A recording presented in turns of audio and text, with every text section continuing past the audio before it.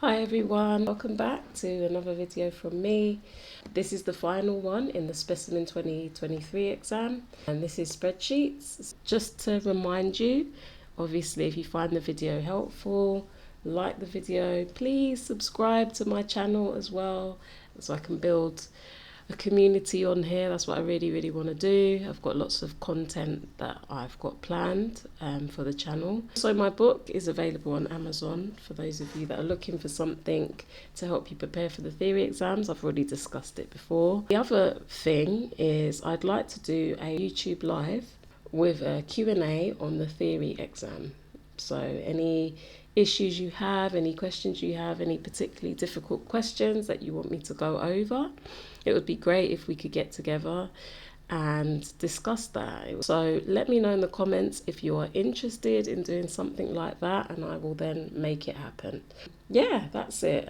So let's get started. So we're doing task 3, spreadsheets, as you can see here. So it says you're going to prepare an invoice using a spreadsheet for Tawara Digital Storage. This company makes and sells storage devices. All prices are in euros, which must be displayed to 2 decimal places. And make sure that you use efficient formulae. So we'll discuss that as we go. But it says open and examine the files specinvoice.csv and spec.ssd.csv. So these are both comma separated values files that can be opened in a variety of software. You would have studied that as part of the theory side of your course, but I'm just going to go ahead and show you these files. So I'm just going to open both of them. Well, they're both here. So I've already opened them and I've already looked at them.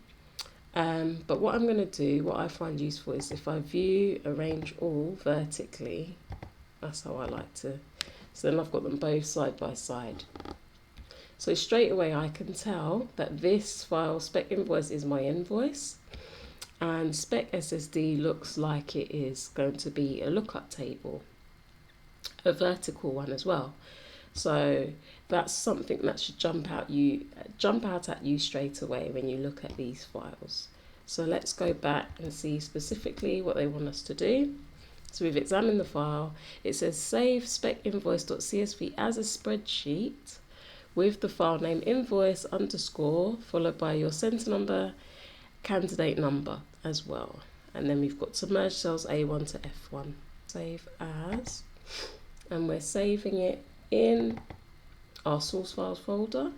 And I need to change my format to an Excel workbook. That's a spreadsheet. Yeah, comma separated values file is not the same as a spreadsheet because it can be opened in various software and the data is read more like text that's separated by commas. For a workbook, with a workbook you can use formulas, and with a CSV file you can't. So please remember to change the format to an Excel workbook, otherwise you'll be trying to type formulas and they won't be saving because you're using the incorrect format. So that's why they've asked you to do that at this stage. Right, so I've gone ahead and saved that, and then it said that we need to merge cells A1 to F1. So here's A1 to F1. We'll just use merge and center here. Yeah, so I've merged those. You can right click as well and merge. Once you highlight them, you can merge as well. So the next thing is to format the top of the spreadsheet to look like this. So we obviously need to make sure that we use the sans serif font, and it needs to be quite a bit bigger than it currently is. Okay, so I've gone ahead and I'll just show you. I've formatted the text to what I think is pretty similar to the exam paper. Obviously we don't know exactly, so we have to make like an estimation, but that looks quite accurate. And then it says we need to put our name, center number and candidate number left aligned in the footer. To do that, I just go from normal down here at the bottom to page layout, and that will bring up the headers and footers. So we have to put this in the footer. And the footer's got 3 sections in it, so that makes it quite easy in there. And that's that. And then you can take that back to normal view once you've done that, and that will be there when you print. So let's see what we have to do next. It says So question 10 we're on now. It says place functions in cells C9 to E9 to look up the model. So we're using a lookup function here. The model, capacity and unit price of each item using the product code for the lookup value. So we're using the product code as our lookup value. And the external file spec SSD, which we kind of suspected we would be using that as our array or as our lookup table. Make sure that if no data is entered in the product code column, then nothing is displayed. So I know, just going back to the start of question 10, that each of these values, model, capacity and unit price, are all going to need a separate function to look them up. So we've got C, D and E here, the column C, D and E. So that corresponds. We've got 3 lookup values and 3 columns that we're going to be putting those functions into. So we need 3 different lookup values basically. Now it says, again, like I've said to you already, make sure that if, I'm going to highlight the if here because that gives us a clue as to what we need to do. No data is entered in the product code column, then nothing is displayed in cells C9 to E9, sorry. So we need to use an if function here. So we're going to create a nested formula. So that means a function within a function. So we're going to have if nothing is entered, then return nothing, else carry out this lookup function to put the values in. So that's how we're going to write it up. So we'll get on with question 10 now. I'm just going to go to the spreadsheet and have a look. Okay, so the first one we'll do is model. So we're going to go into C9. And like I said, we need to deal with if the product code column is empty. So we need to use the if function. So we're saying it equals to tell spreadsheets that you're doing a function. Then the logical test is if A9 equals, and we're going to put in empty quotes to show that it's empty, then return nothing. So again, should stay empty. So the double quotes just means empty. And then if the product code has something in it, so that's the value if false, this is where we're now going to put in our lookup function. So we're going to put in VLOOKUP because it's a vertical lookup table that we're using. So we need to put in the lookup value first, which is going to be A9 again. And we then, now remember using absolute functions, absolute cell references, sorry. So with this one, we don't want this to be absolute, we want it to change. As the formula is copied down, we want the product code. So when we copy down to C10, we want the product code to change to A10 and so on. So we're going to leave that as it is. We're not going to put any $signs in there. And then the table array, we can just select from here our table array. And I think that only goes to D. Scroll down, get all of that data. And as you can see, if I go back here, it's put in $signs around the cell reference. So that means that lookup table, it's going to keep the cell references for that lookup table as it is. So this table goes from A2 actually, so I'll change that to D106. So it only goes up to column D, so I just changed that because I'd selected E before. Now it says we need to put in our column index number. That's going to tell spreadsheets which column the data that we want is from, and this is for the model, so we need column 4. So 1, 2, 3, 4. So we need column 4. So we're going to put 4 in there. And then we need to put in the range lookup. So do we want an exact match, or do we want spreadsheets to make an approximation? We want an exact match, so we type 0 or false in here. and then we can close our brackets, and we've got two sets of brackets to close because we've got two functions here. We have the if that we opened and we have the VLOOKUP that we opened. So we have to close both. There's nothing in there at the moment. We can test this out and see SSD 8. So it should give us, if we look at SSD 8 from here, Samsung 850 EVO, and it's given us that. And if there's nothing in there, this should automatically be empty, which is what the if function was for. So that is fine. Now we need to do the same thing for all the other capacity and unit price as well, but this time we're going to change the column index number. So I'm going to copy. Okay, so I've copied the formulas over to the other cells, but I need to change the index number. So for capacity, that's in column 3, and unit price is in column 2. So I just need to remember that. And I've shown the formulas here so you can see the difference. So model was column 4, capacity is column 3. So I'm just going to change it here to a 3. And unit price is column 2. So we'll go ahead and test that out, and I'm just going to view, I'm going to remove the formula showing now. So I'm just going to test out my formulas that they work. I'm going to put in SSD 13 and see, and so that has brought up the model, capacity and unit price, and let's just double check those. So SSD 13, Crucial BX 100, capacity should be 250, which it is, and the unit price 103, which that also is correct. So that works fine. Let's go back and see what else we have to do. So it says, so we've done question 10. So it says place in cell F9 a formula to multiply the number of items by the unit price. Make sure that if no data is entered, so we've got this if again, if no data is entered, the number of items column, in the number of items column, then nothing is displayed in cell F9. So we need to use a if function. So it's another nested function here. So we're using a simple multiplication calculation this time in F9, but that needs to be nested within an if.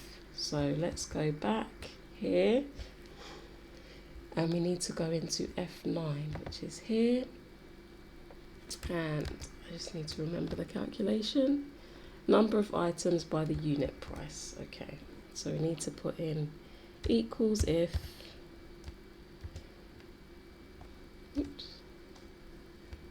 brackets.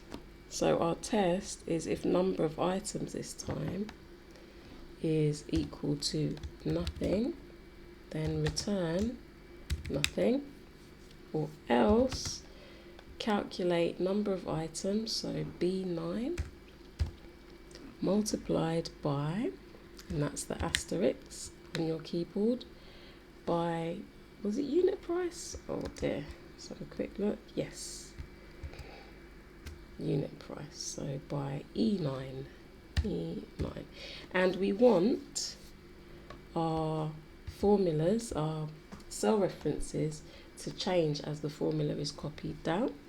So we're not going to put any $signs around these cell references.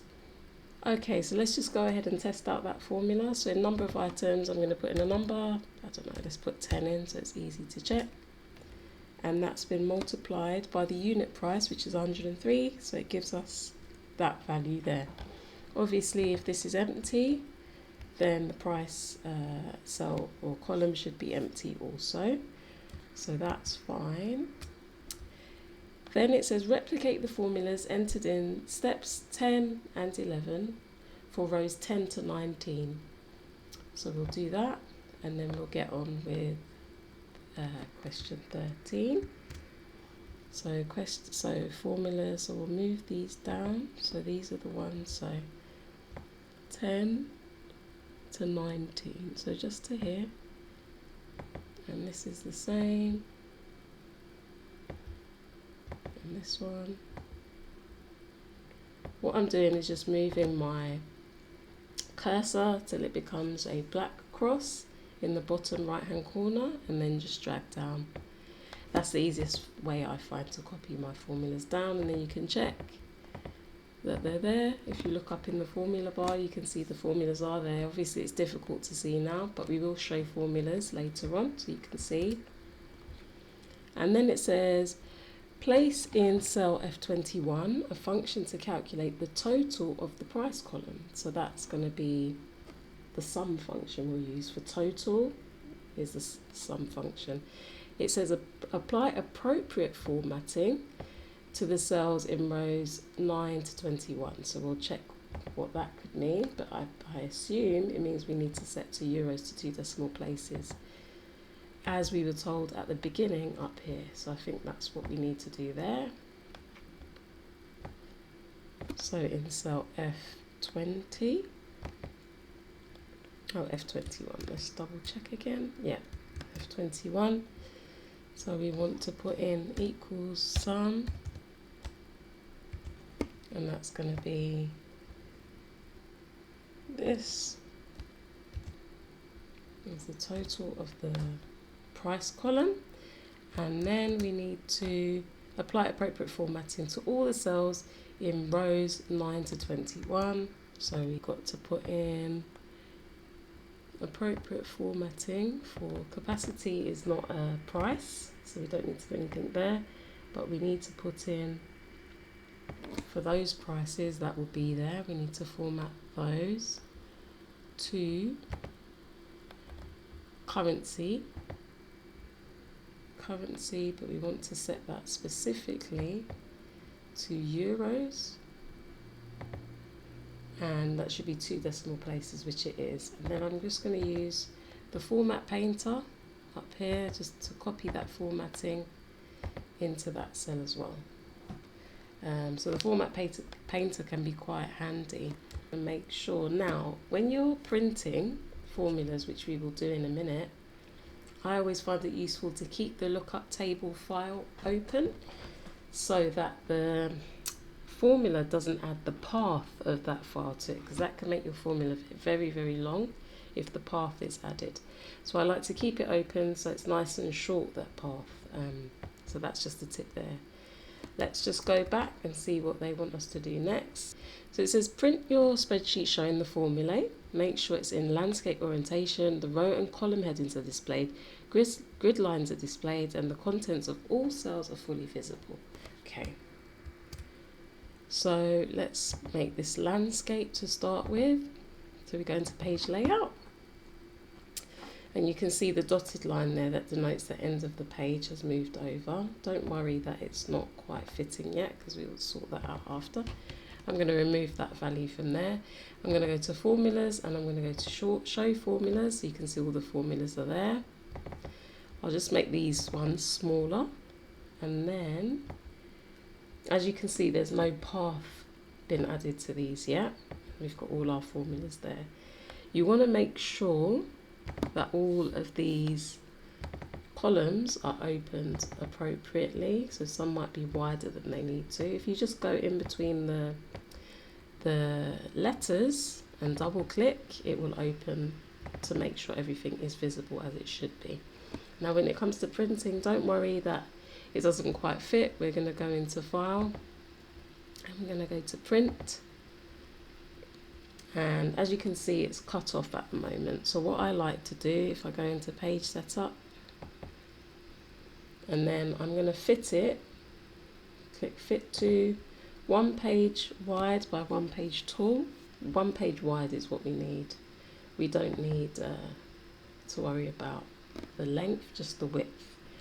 And we also need to go to sheet, the sheet tab, because we have to put in grid lines and row and column headings as well. So now it fits on 1 page wide, which is what we want. All the formulas are visible, and when that's printed, that will be visible enough. So that's it, it has to be on 1 page. And then if we go back, I'm not going to print this now obviously, so that's how that would be.